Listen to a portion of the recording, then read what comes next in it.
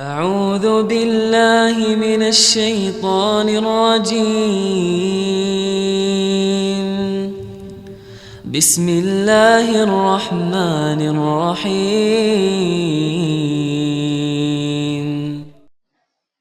Kali kita menunggu pembagian materi ini, kita mulai terlebih dahulu. Assalamualaikum warahmatullahi wabarakatuh. Alhamdulillah, innal hamdulillah nahmaduhu wa nasta'inuhu wa nastaghfiruh wa na'udzu billahi min sururi anfusina wa min sayyiati a'malina. Man yahdihillahu fala mudilla lah wa man yudlilhu fala hadiyalah. Asyhadu an la ilaha illallah wahdahu la syarika lah wa asyhadu anna Muhammadan abduhu wa rasuluh amma. Alhamdulillah, segala puji marilah kita panjatkan kehadirat Allah Subhanahu wa taala yang telah memberikan kepada kita segala kenikmatan, mulai dari kenikmatan kesehatan badan kita, keluangan waktu kita, dan nikmat yang paling agung adalah keimanan dan keislaman dalam hati kita. Sehingga pada pagi hari ini, walaupun cuacanya dingin, kita masih digerakkan oleh Allah Subhanahu wa taala untuk melaksanakan sholat subuh berjamaah di gedung dakwah ini. Salawat dan salam selalu kita haturkan kepada junjungan kita, uswah hasanah kita, Nabi Muhammad sallallahu alaihi wasallam, kepada seluruh keluarganya, para sahabatnya, para tabi'in, para tabi'ut tabi'in, dan semoga kita semua selalu menjadi bagian dari pengikut beliau. Jamaah rahimani wa rahimakumullah, insyaallah pada kesempatan pagi hari ini kita masih melanjutkan pembahasan dari kitab Adabul Mufrad karya Imam Bukhari rahimahullahu taala. Kita masih di bab saling mencaci, ini masih ada satu hadis terakhir di bab tentang saling mencaci. Hadis nomor 421. Dari Qais ia berkata, Abdullah bin Mas'ud berkata, jika seseorang berkata kepada temannya, engkau adalah musuhku, maka salah satunya telah keluar dari Islam atau lepas dari temannya. Qais berkata, Abu Juhaifah mengabarkan kepadaku setelah itu bahwa Abdullah berkata, kecuali yang bertaubat. Hadis riwayat Bukhari, di Adabul Mufrad, derajatnya sahih. Maka di hadis ini perkataan sahabat, perkataannya Abdullah, bahwa tidak boleh kita itu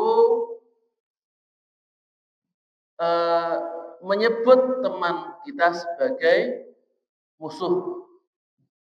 Jadi kita ada teman kita mungkin karena beda pendapat atau beda apa, kemudian mengatakan, wah saya sama kamu finish, saya sama kamu sudah jadi musuh.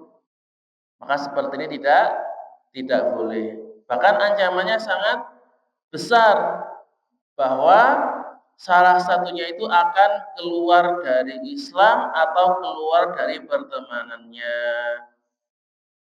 Tentu yang dimaksud dengan keluar dari Islam itu bukan keluar dari agama Islam, maksudnya keluar dari ajaran Islam yang benar. Jadi terjebak di dalam kesesatan.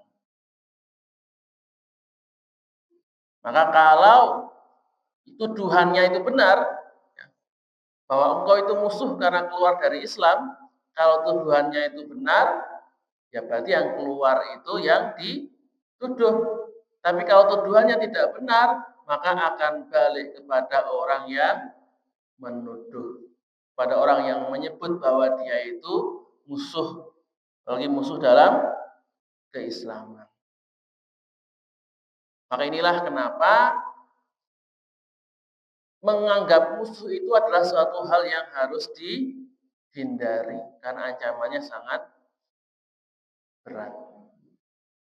Ya, tapi sayangnya kalau orang-orang zaman sekarang itu mudah sekali untuk menganggap musuh, kadang hanya karena beda ormas. Wah, saya Muhammadiyah atau NU, berarti kita sudah bukan teman lagi.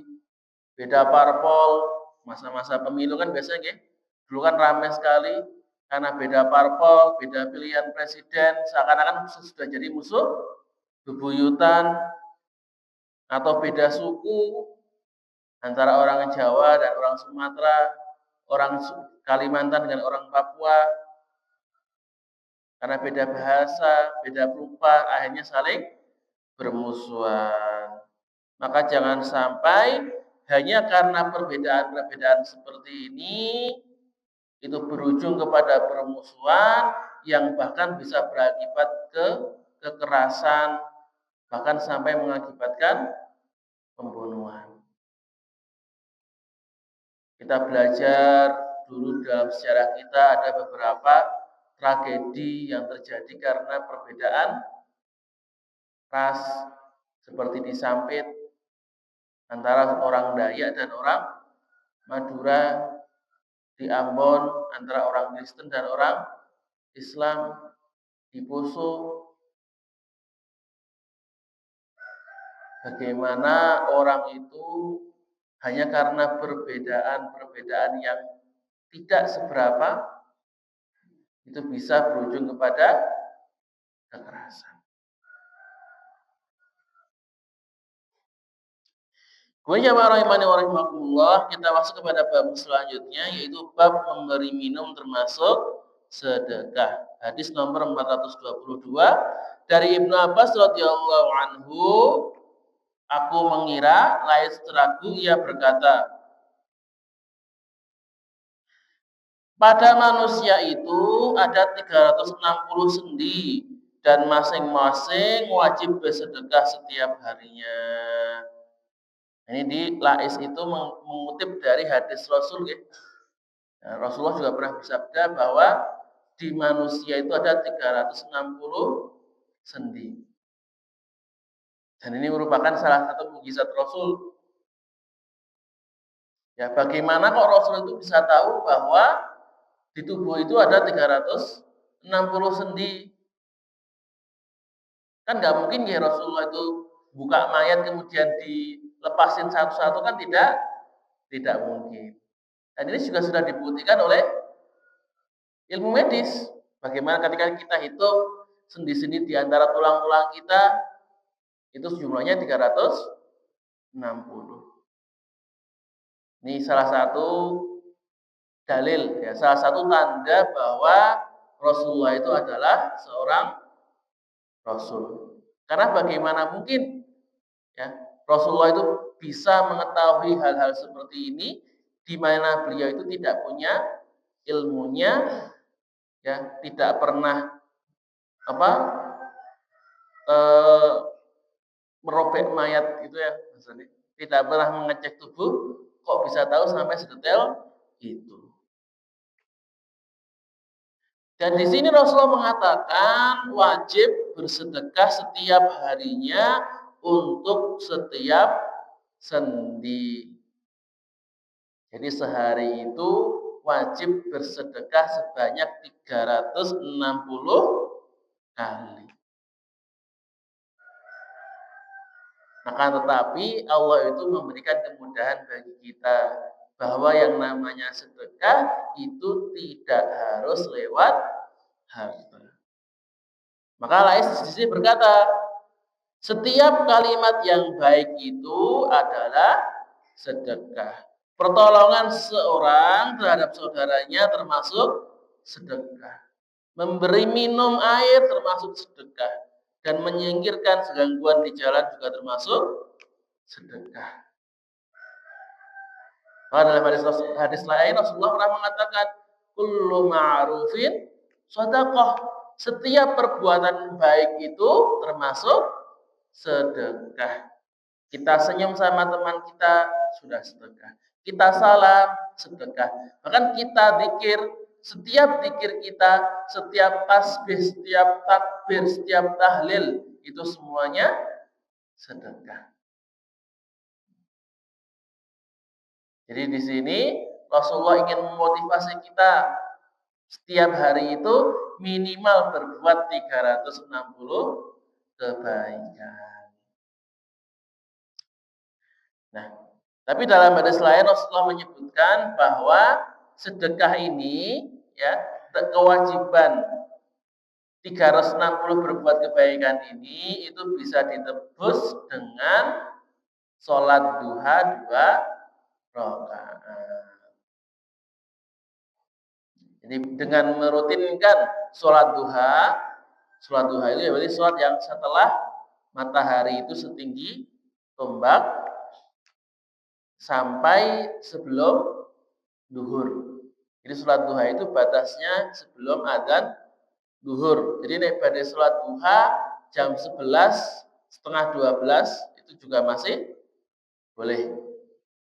Itu bisa digunakan untuk menebus kewajiban bersedekah setiap harinya.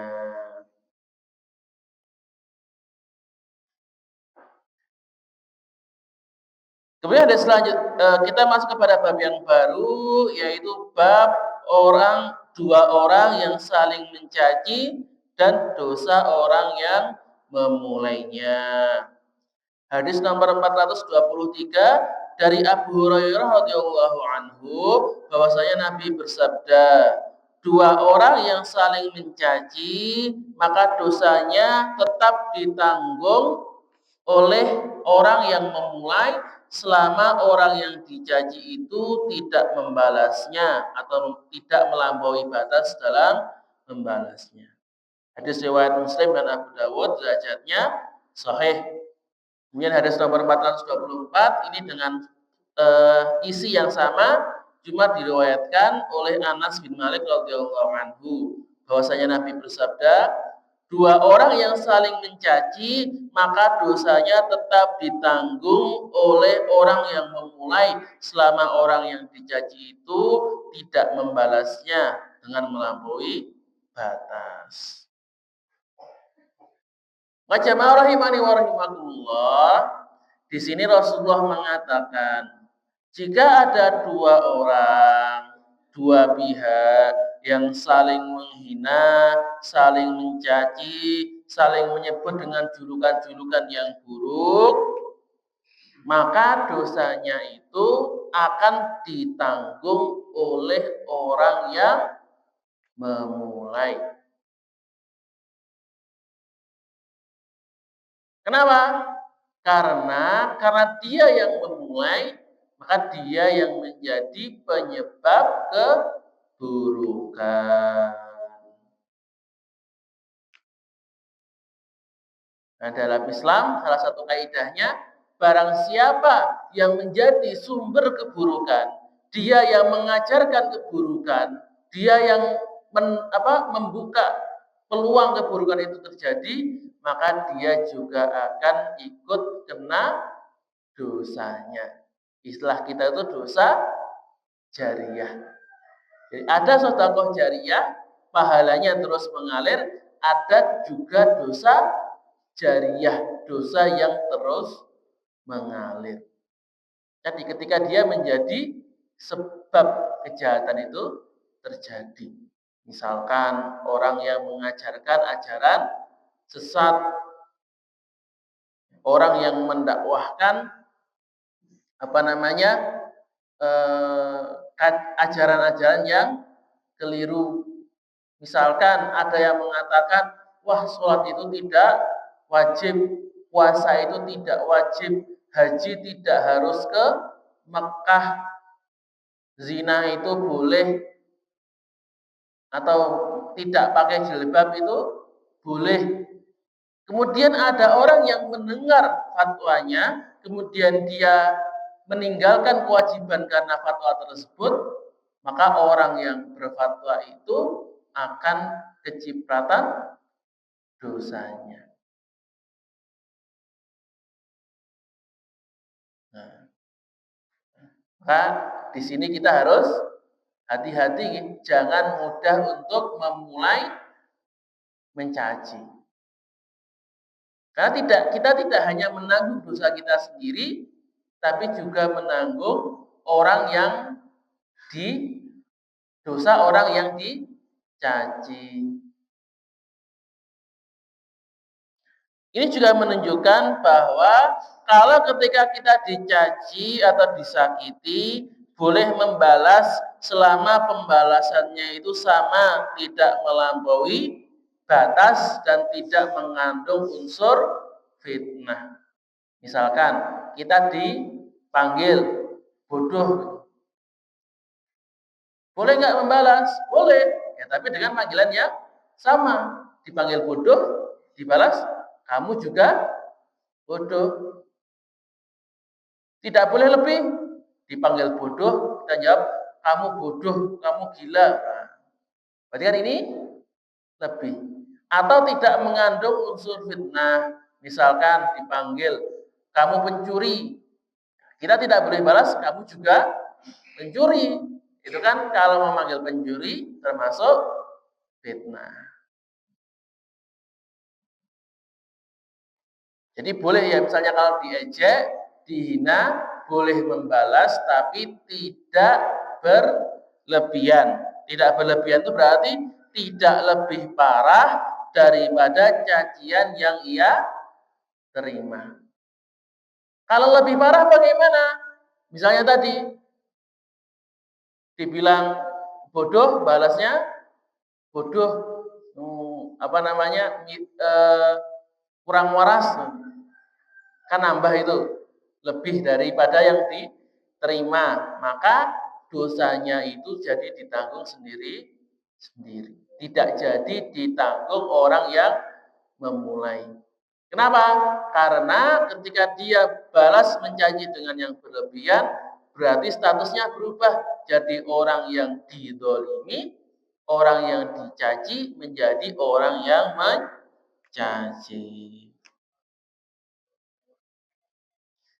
Akan tapi, walaupun kita diperbolehkan untuk membalas, seperti firman Allah, wa jazaa'u sayyi'atin sayyi'atun mithluha, bahwa balasan dari keburukan adalah keburukan yang semisalnya. Tapi Allah menyampaikan di kelanjutan ayat ini, faman 'afa wa aslaha fajruhu ilallah. Maka barang siapa yang memaafkan atau membalasnya dengan kebaikan, maka pahalanya dari Allah Ta'ala. Jadi walaupun kita boleh membalas, tetap yang lebih baik adalah diam dan sabar, kemudian memaafkan. Itu jauh lebih baik, apalagi kalau bisa membalas dengan kebaikan. Dan seperti yang saya sampaikan pada minggu kemarin, bahwa diam ini sangat disarankan oleh Rasulullah. Sabar saja. Kenapa? Karena kalau kita membalas, itu kadang-kadang susah untuk mengatur emosi. Misalnya Pak, ada orang yang mencaci kita. Wah, kamu jelek. Kan kita marah. Apakah bisa kita mengontrol kalau mau membalas? Apakah bisa kita mengontrol cacian kita supaya caciannya itu sama? Itu kan sulit sekali. Kebanyakan dari kita itu sering terbawa emosi.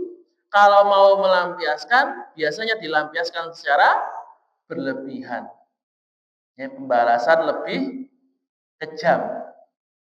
Dibilang jelek, kamu juga jelek, keluargamu jelek, semuanya jelek. Nah, karena tidak bisa menahan emosi, balasnya jadi berlebih. Jadi tidak terkontrol.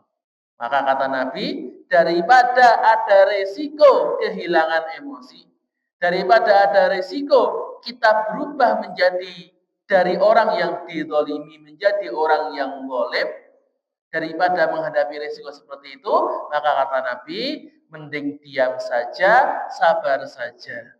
tidak usah membalas dan dimaafkan. Itulah lebih baik dan lebih utama. Kemudian hadis nomor 425, nah, di sini tidak disebutkan rawi sahabat yang meriwayatkan, jadi langsung perkataan Nabi. Nabi bersabda, tahukah kalian al-iddah? Al-iddah itu adalah provokasi atau adu domba. Maka mereka menjawab, Allah dan Rasulnya itu lebih mengetahui. Wallahu wa rasuluhu a'lam. Nah, ini salah satu sunnah, bahwa ketika kita ditanya dan tidak mengetahui, maka jawabannya adalah wallahu a'lam. Itu jawaban yang lebih bagus daripada saya tidak tahu atau saya belum tahu. Nah, jawabannya itu yang lebih baik Allah wa rasuluhu a'lam. Atau wallahu a'lam kalau masalah yang sehari-hari.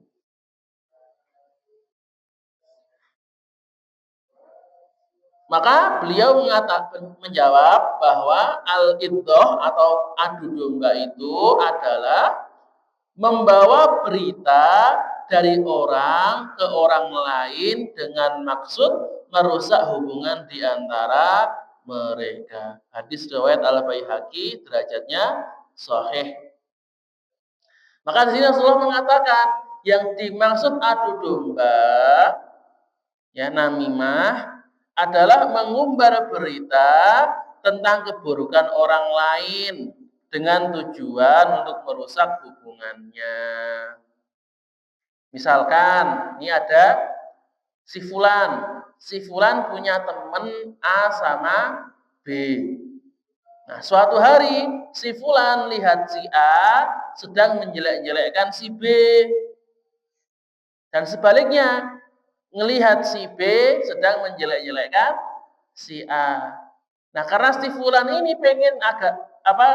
ingin supaya A dan B itu bertengkar, bermusuhan, gak akur, maka si Fulan ini mengabarkan kepada si A, Mas A, itu loh, saya lihat kemarin si B itu sedang gosipin kamu, sedang jelek-jelekin kamu. Ngomong ke si B juga sama, Mas B, itu si A itu dulu kemarin bilang kamu seperti ini, jelek-jelekin kamu di depan orang lain. Sehingga si A dan B ini yang awalnya itu teman, akhirnya saling membenci, saling bermusuhan. Maka inilah yang disebut dengan adu domba. Maka Rasulullah mengatakan, orang yang seperti ini, di hadis lain, orang yang namimah seperti ini, mengadu domba seperti ini, itu tidak akan masuk surga. Orang yang suka menyebarkan benih-benih permusuhan, yang sering membuat saudara itu saling bertengkar, diancam oleh Rasulullah tidak akan masuk surga. Inilah kenapa dalam Islam kita itu jangan mudah menyebarkan berita-berita yang tidak baik. Jadi misalkan tadi si Fulan itu memang mendengar si A itu ngomongin jelek si B dan sebaliknya, maka sikap yang baik adalah langsung dinasihati. Datang ke si A, Mas A, omongannya dijaga, jangan jelek-jelekin temennya. Ke Mas B juga sama, dinasihatin. Tentu dengan cara yang baik dan jangan sampai disebarkan. Jadi kalau kita memang tadi melihat misalnya teman kita kok malah dia itu membicarakan yang jelek tentang temannya, ya jangan kita laporkan sama temannya. Jangan kita sampaikan. Kita tutup aibnya. Supaya apa? menjaga persatuan, menjaga pertemanan di antara mereka. Itu yang lebih baik. Mungkin kecuali kalau saya sudah parah ya, sudah saking parahnya, misalnya kalau sampai menipu di belakang, ya sampai ngilep uang di belakang, sampai memfitnah, ya kalau itu sudah berarti sudah harus dilaporkan karena madharatnya sudah sangat besar. Tapi kalau mungkin sekedar menjelek-jelekkan, ya yang dengan julukan-julukan ya yang tidak terlalu parah, maka lebih baik ditutup saja. Karena menutupnya itu maslahatnya lebih besar. Kemudian hadis nomor 426, Nabi Shallallahu alaihi wasallam bersabda, sesungguhnya Allah mewahyukan kepadaku supaya kalian itu saling rendah hati dan janganlah sebagian dari kalian berbuat zalim kepada yang lain. Hadis riwayat Bukhari, dalam Adabul Mufrad derajatnya sahih. Maka di sini Nabi Shallallahu alaihi wasallam mewasiatkan kepada kita bahwa Allah memerintahkan kepada kita, mewahyukan kepada Rasulullah agar berbuat dua hal. Yang pertama adalah bersikap tawadhu. Ya, kalau tawadhu rendah hati. Kalau rendah hati yang wajib itu rendah hati kepada Allah, rendah hati kepada Rasul, kepada orang tua, ya, kepada guru. Itu yang wajib. Kalau yang sunnah ya rendah hati secara umum kepada orang-orang yang umum. Dan lawan dari tawadhu itu adalah sombong. Maka ketika kita mengatakan sombong itu adalah menolak kebenaran dan merendahkan orang lain. Berarti tawadhu itu adalah menerima, menjalankan kebenaran dan tidak merendahkan orang lain. Menjalankan kebenaran bagaimana? Berarti kalau Allah memerintahkan sholat, orang tawadhu ya tetap sholat. Kalau orang sombong, disuruh sholat gak mau, disuruh puasa tidak mau, dinasihatin tidak mau, menolak semua kebenaran, itu orang sombong. Kalau orang tawadhu, dinasihati, didengarkan, diajak kebaikan, dia laksanakan. Dan yang kedua, tawadhu itu tidak merendahkan orang lain. Walaupun orang itu mungkin lebih rendah, ya, misalnya lebih rendah dari segi harta atau lebih rendah dari segi tampilan, lebih rendah dari segi ilmu, tidak boleh merendahkan. Kalau orang sombong, lihat orang lebih miskin, berbangga, pamer, ya. Ini loh saya punya mobil baru. Ini loh saya sudah berhasil lulus S3. Ini loh muka saya ganteng. Nah, sedangkan kalian itu orang-orang jelek-jelek. Seperti itu adalah perbuatan sombong yang dilarang. Kalau orang tawadhu tidak akan merendahkan orang. Walaupun dia itu mungkin lebih bodoh, dia lebih jelek, dia lebih miskin, tetap dihargai dan diperlakukan seperti orang yang sederajat. Dan yang kedua adalah kita tidak boleh saling mendolimi, dan termasuk saling mendolimi adalah saling mencaci. Karena kalau dua orang itu saling berbuat zalim, dua-duanya sama-sama kena dosa. Jadi kalau ada orang yang didolimi, kemudian dia balas mendolimi, kemudian balas lagi mendolimi, maka dua-duanya tetap masuk neraka. Sebagaimana sabda Rasulullah SAW, al-qatilu wal maqtulu finnar. Orang yang membunuh, ya ketika ada dua orang muslim, Ada dua orang muslim yang saling membunuh, maka yang membunuh dan yang dibunuh itu sama-sama masuk neraka. Maka sahabat heran, ya Rasulullah, kalau yang membunuh jelas dia masuk neraka. Tapi kenapa kalau yang dibunuh itu juga masuk neraka? Maka kata Rasulullah, karena dia itu punya niat, punya keinginan untuk membunuh saudaranya. Jadi kalau dia itu tidak terbunuh, dia aslinya akan membunuh saudaranya itu. Ini contoh ekstrimnya ya. Tapi ini juga bisa diartikan kepada kezaliman-kezaliman yang lain. Barang siapa yang zalim, kemudian dia membalas dengan perbuatan zalim yang lain, kemudian dibalas lagi, hanya dua-duanya saling menzalimi, maka dua-duanya tetap masuk neraka semua.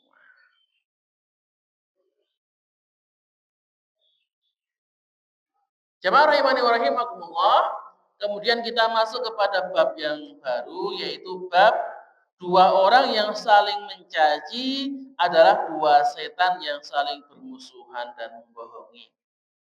Ini ada 427 dan 428. Ini dari dari sahabat yang sama, cuma dari sanad yang berbeda. Dari Iyad bin Himar, ia berkata, aku berkata, wahai Rasulullah, bagaimana jika seorang itu mencaci aku? Jadi Iyad ini bertanya kepada Rasulullah, ya Rasulullah, kalau saya dicaci itu bagaimana? Kalau saya dihina itu bagaimana?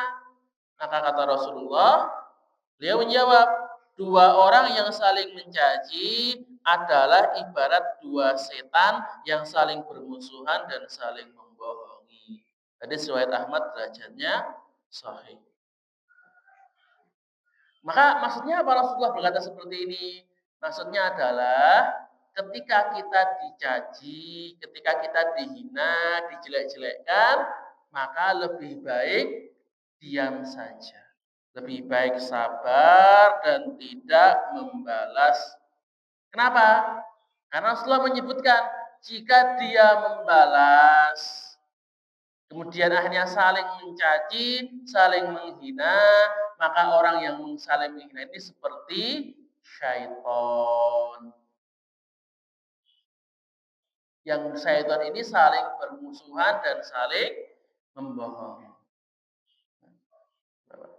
Perumpamaan apa yang lebih buruk daripada syaitan? Di syaitan itu kan sudah sejelek-jeleknya perumpamaan, ya. Kok kalau kita ini disebut sebagai syaitan, perbuatannya disebut dengan perbuatan syaitan, menunjukkan betapa jeleknya perbuatan tersebut. Karena itu, di sini Rasulullah ingin mengatakan kepada kita, kalau memang kita dihina, maka ketika kita sabar, tidak membalas, tidak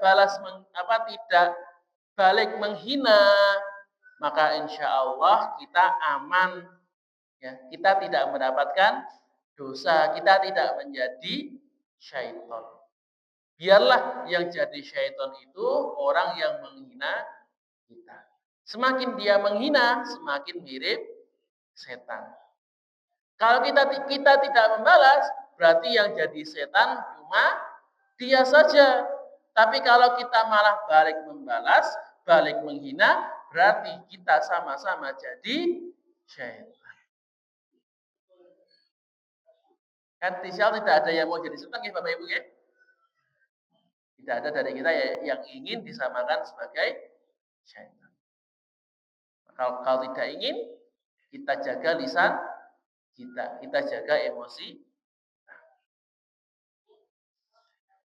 Bab selanjutnya, bab memaki orang Islam adalah perbuatan fasik atau perbuatan keji.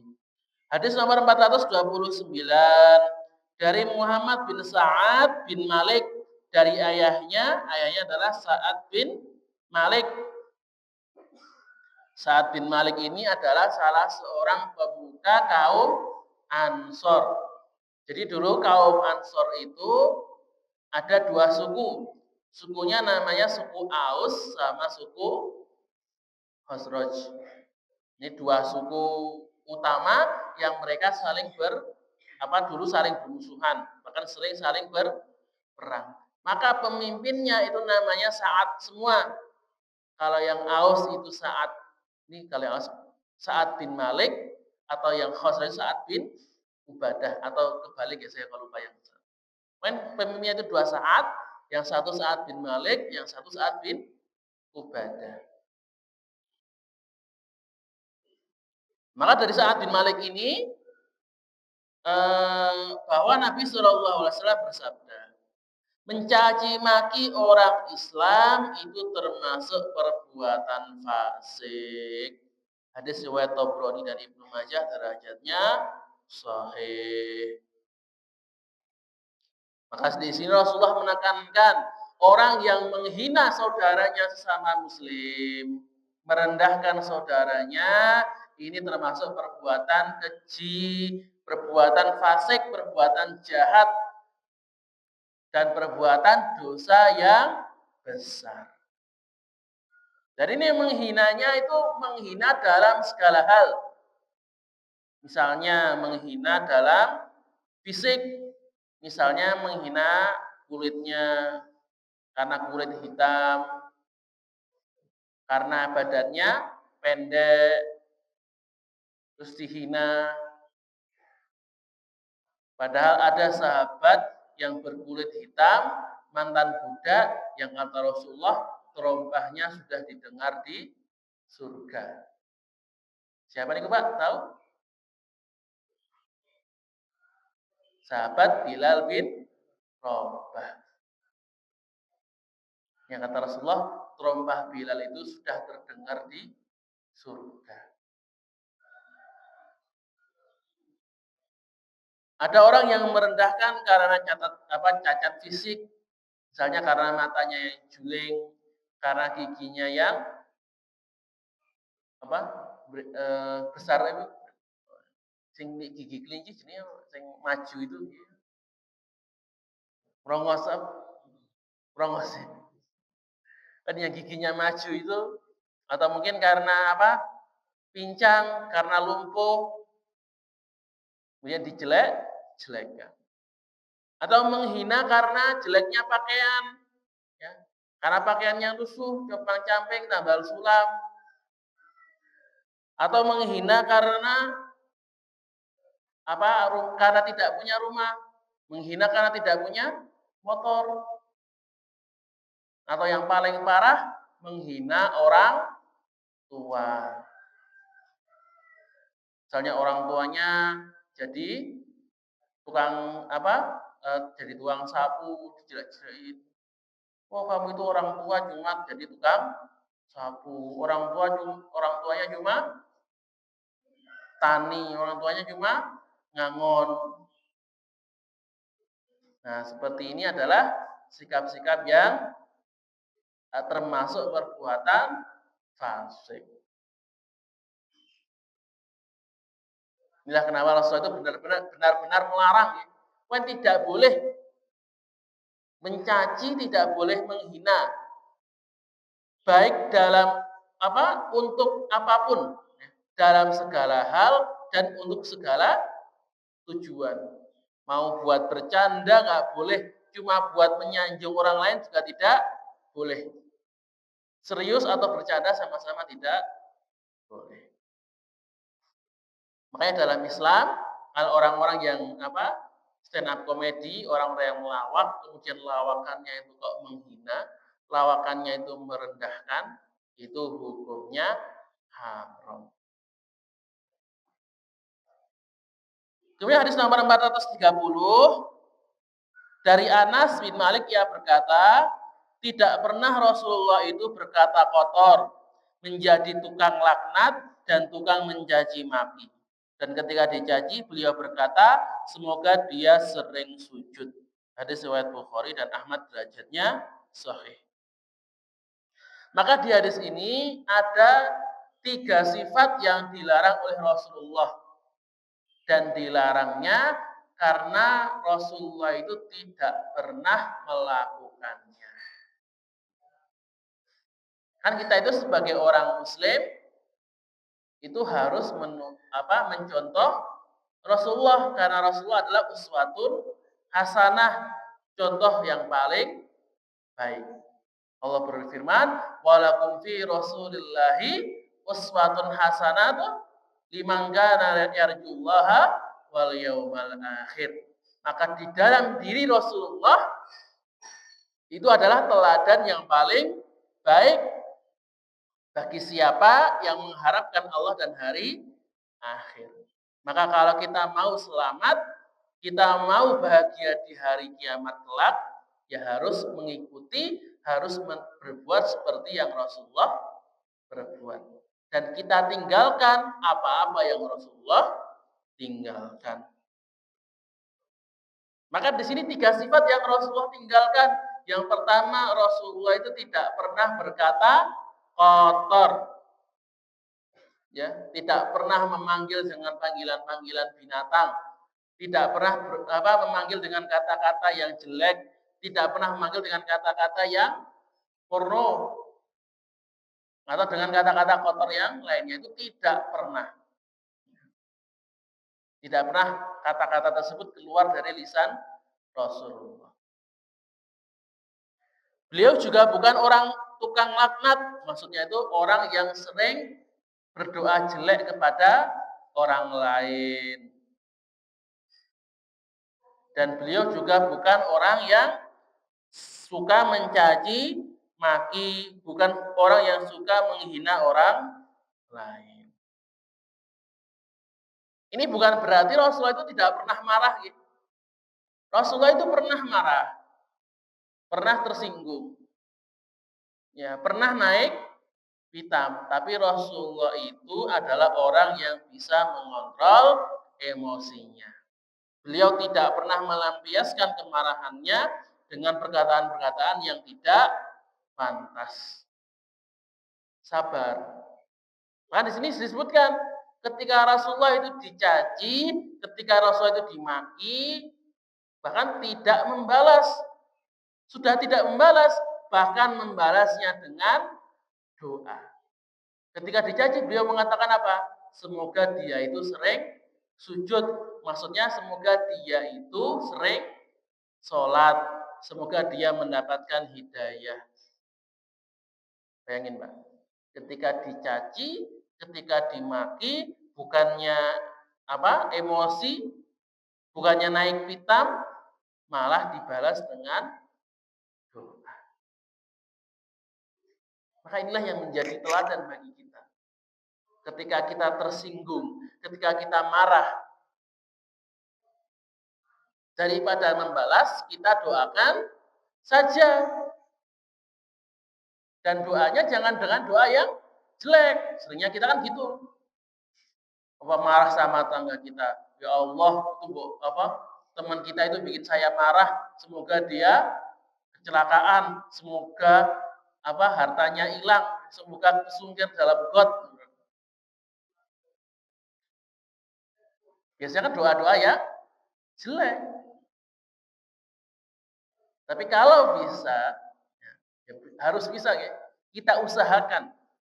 Ketika kita memang tersinggung, kita mendoakan dengan doa-doa yang baik. Contohnya apa? Ya paling gampang, hadakumullah. Ketika kita dihina, kita balas hadakumullah. Hadakumullah maksudnya apa? Semoga Allah memberimu petunjuk. Ada orang yang boleh bersama kita, hadakumullah. Ada orang yang menyebutkan kejelekan-kejelekan kita, hadakumullah. Kita doakan mereka. Semoga Allah memberimu petunjuk. Semoga Allah memberimu hidayah. Insya Allah ketika kita membalas dengan doa ini akan mendapatkan pahala yang besar. Apalagi kalau memang akhirnya dengan doa kita Allah mengabulkannya dan menjadikan orang itu sadar kembali. Jadi daripada balas, ya daripada balik mencaci, tidak ada manfaatnya, tidak ada faedahnya, malah bisa balik nambah dosa, mending didoakan saja. Hadis selanjutnya, hadis nomor 431. Dari Abdullah bahwasanya Nabi Shallallahu alaihi wasallam bersabda, mencaci maki orang Islam itu termasuk perbuatan fasik dan memeranginya atau membunuhnya termasuk perbuatan kufur. Hadis riwayat Bukhari dan Muslim, derajatnya sahih. Jadi ditekankan kembali nggih bahwa mencaci itu termasuk perbuatan fasik dan Rasulullah menambahkan dan membunuh orang muslim itu termasuk perbuatan kafir atau perbuatan kekufuran.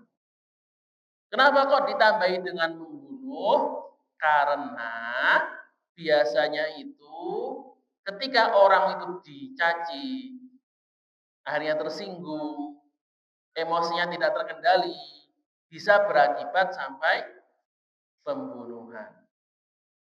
Kan kita sering dengar berita ya Pak ya, ada orang karena ditolak cintanya marah dibunuh. Yang dulu pernah rame-rame korban mutilasi itu Pak ya, kan katanya karena ditolak cintanya. Ada anak ditolak, nggak mau dibelikan sesuatu, marah, membunuh orang tuanya.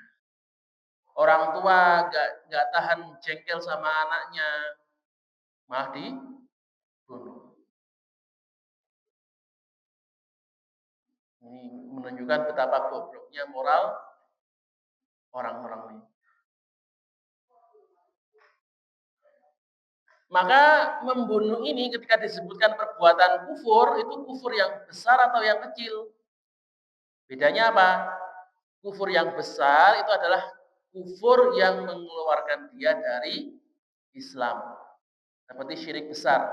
Kalau kufur yang kecil berarti termasuk dosa besar saja, tidak sampai mengeluarkan dia dari Islam. Maka tergantung dengan niatnya. Kalau dia ketika membunuh sesama muslim, dia menganggap bahwa darah muslim ini halal, dia ini boleh dibunuh, seperti anggapan orang-orang teroris, ya kelompok ekstrim yang mengatakan, wah, orang seperti itu darahnya halal, boleh dibunuh, boleh dibom. Maka kalau seperti ini, dia sudah keluar dari Islam karena menghalalkan darah orang yang tidak halal. Sedangkan kalau dia mengatakan bahwa ya saya membunuh, tapi saya tahu bahwa membunuh itu haram. Saya tahu bahwa ini salah, cuma saya ini ya terpancing emosinya, tidak bisa mengendalikan emosi, maka itu termasuk kufur yang kecil. Kufur yang ya termasuk dosa yang besar, bahkan termasuk dosa yang paling besar, cuma tidak sampai membuat dia keluar dari Islam. Jadi dalam Islam itu status kafir ya itu sangat berat ya Pak. Jangan bermudah-mudah dalam mengkafirkan orang. Karena dalam Islam itu berat. Syaratnya itu sangat berat untuk menjadi kafir. Dan di sini akan dibahas di hadis selanjutnya betapa pentingnya tidak bermudah-mudah dalam mengkafirkan orang. Di hadis nomor 432. Abu Dzar Al-Ghifari radhiyallahu anhu berkata, aku mendengar Rasulullah Shallallahu alaihi wasallam bersabda, tidaklah orang yang memaki orang lain dengan sebutan fasik dan kafir, melainkan kalimat itu kembali kepada dirinya sendiri jika keadaan orang yang dimaki tidak seperti itu. Hadis riwayat Bukhari, derajatnya sahih. Maka di sini Rasulullah mengatakan, jika ada orang yang menuduh orang lain fasik atau bahkan menuduh orang lain kafir, ya, maka kalau orang yang dituduh itu dia ternyata bukan orang fasik, dia ternyata bukan orang kafir, maka tuduhannya akan balik kepada dirinya sendiri. Maka kalau kita mengatakan, wah kamu itu orang kafir, ternyata dia adalah orang yang beriman, akhirnya kita jadi yang kafir. Dan yang dimaksud dengan menuduh di sini adalah ketika kita menyebutkan orangnya langsung, kita menyebutkan namanya. Misalkan, wah bapak ini itu termasuk orang kafir. Atau langsung bilang sama orangnya, wah kamu ini orang kafir. Wah golongan ini golongan kafir. Kalau disebutkan identitasnya itu yang enggak boleh. Tapi kalau cuma disebutkan misalkan, kita cuma menyebutkan begini. Kalau orang yang tidak sholat itu adalah orang kafir. Atau kita menyebutkan orang yang menghalalkan jilbab tidak membolehkan menghalalkan yang haram atau mengharamkan yang halal itu termasuk orang kafir. Kita hanya menyebutkan contoh-contohnya, menyebutkan sifat-sifatnya, itu bukan termasuk menuduh. Karena kan kita cuma menyampaikan dalil. Rasulullah bersabda seperti ini. Itu bukan termasuk menuduh. Kalau ada orang yang merasa dituduh, ya berarti salahnya dia. Kenapa dia berbuat seperti itu? Jadi kalau kita tadi kayak seperti gini. Seperti orang menyebut orang pelaku bid'ah. Nah, kalau kita hanya menyebutkan, oh kalau perbuatan ini perbuatan bid'ah.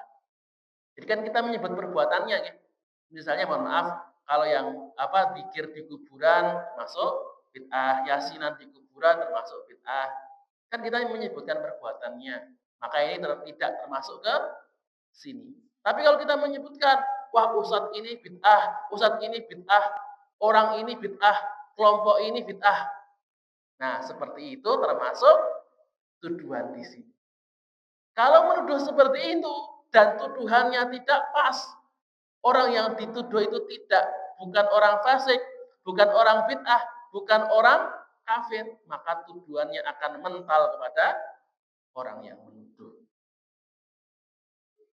Maka disinilah dalil bahwa jangan gampang mengkafirkan atau menuduh sesat orang lain.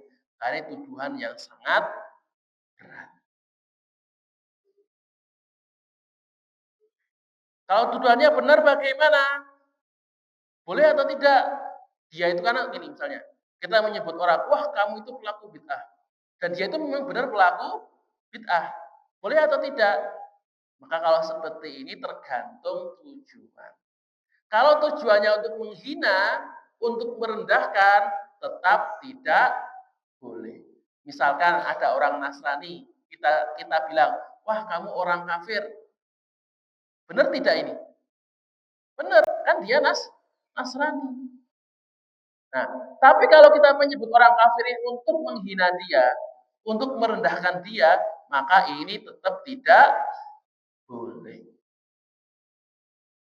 Tapi kalau menggunakannya untuk menasihati, misalnya bilang, Mas, kan kamu itu masih termasuk orang kafir, bu segera beriman. Kan ini menyebut kafir tapi untuk menasihati. Atau untuk menasihati orang lain. Itu hati-hati, ada orang Nasrani, itu kan orang kafir. Itu jangan jangan jadi sahabat yang karib, nanti tidak ikut jadi kafir. Nah, ini kan menasihat, menyebut untuk tujuan menasihati. Baik menasihati orangnya atau menasihati orang lain. Maka kalau seperti ini masih diperbolehkan, tentu menyebutnya dengan cara yang baik. Jadi bukan untuk menghina, bukan untuk merendahkan. Ya, jamaah rahimani wa rahimakumullah, itu yang insya Allah sudah selesai kita bahas. Nanti untuk di bab mencaci memaki orang Islam ini termasuk perbuatan fasik, masih ada beberapa hadis, insya Allah akan kita lanjutkan di pertemuan berikutnya. Maka sebelum saya tutup ada pertanyaan terlebih dahulu. Ibu, Bapak-bapak, Kalau tidak ada, saya cukupkan sampai di sini.